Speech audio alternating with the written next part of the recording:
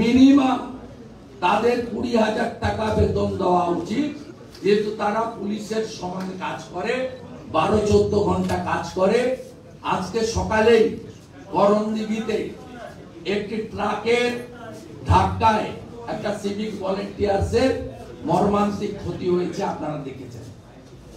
আমরা মনে করি 9,000 টাকায় মাত্র 1,000 টাকা বৃদ্ধি করে তাদেরকে সমকাজে সমবেতন বা তাদের প্রয়োজন থেকে সামান্য মাত্র ভোটের সময় এই 1 লক্ষের বেশি এই সিভিক ভলেন্টিয়ার্সকে মিসইউজ করার জন্য তারা হয়তো 1,000 টাকা একটা প্রতিশ্রুতি এই ভোটমুখী বাজেটে দিয়েছেন।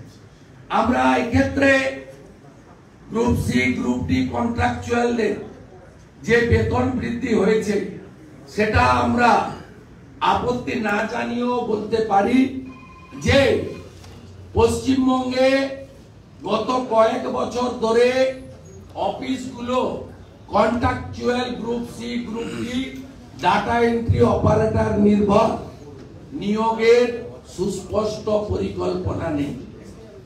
ইতিমধ্যে 39 কোটি কর্মদিবস তৈরি, 5 লক্ষ চাকরির প্রতিশ্রুতি এবং 1 লক্ষ ছেলে মেয়েকে সেই যুবশ্রীর নামে ঠকবাজি মিথ্যা কথা বলে বেকার ভাতা দেবেন, এই সমস্ত কথার মধ্যে দিয়ে পশ্চিম বাংলার বেকার যুবক যুবতীদের দিশা দেখানোর চেষ্টা হয়।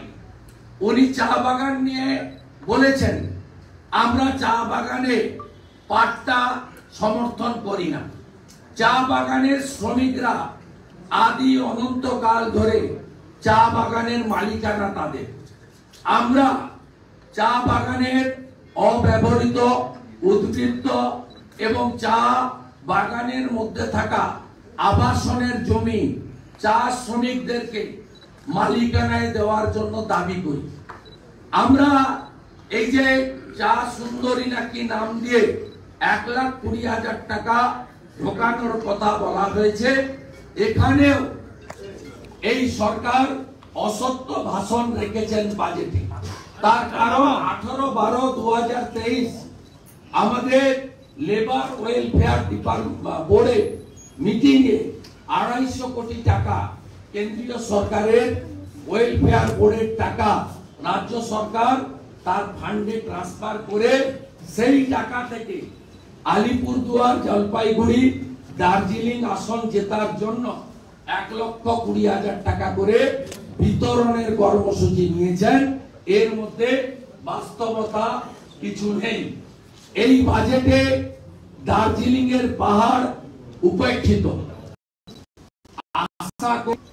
এবং ভিআরপি থেকে শুরু করে আমাদের পঞ্চায়েতের ট্যাক্স আদায়কারী থেকে শুরু করে ভোকেশনালের পার্ট টাইমার, কলেজের পার্ট টাইমার, স্কুলের পার্ট টাইমার, শিক্ষক অধ্যাপক, শিক্ষাকর্মী, তাদের জন্য 1 টাকাও বৃদ্ধির প্রস্তাব এখানে রাখা হয়নি।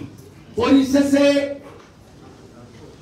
আবার ডিএ নামক বস্তুটিকে রেখে রাজনীতি করার চেষ্টা হয়েছে। একদিকে লক্ষ লক্ষ স্থায়ী পদের বিলুপ্তি ঘটানো, অন্যদিকে 5 লক্ষ চাকরি কোন কোন দপ্তরে হবে, কবে কবে হবে, নোটিফিকেশন কবে হবে। 17 টেটের নিয়োগ হয়নি, 22 টেটের রেজাল্ট বেরিয়েছে, নিয়োগ হয়নি, 23 টেটের রেজাল্ট এখনো বেরোয়নি। গ্রুপ ডি যে মুখ্যমন্ত্রী দপ্তর তার সমস্যার সমাধান হয়নি। 6 লক্ষ পোস্ট অবলুপ্ত করা হয়েছে। শিল্পের কোনো দিশা নেই এই বাজেটে। ইন্ডাস্ট্রি এবং ছোট ছোট শিল্প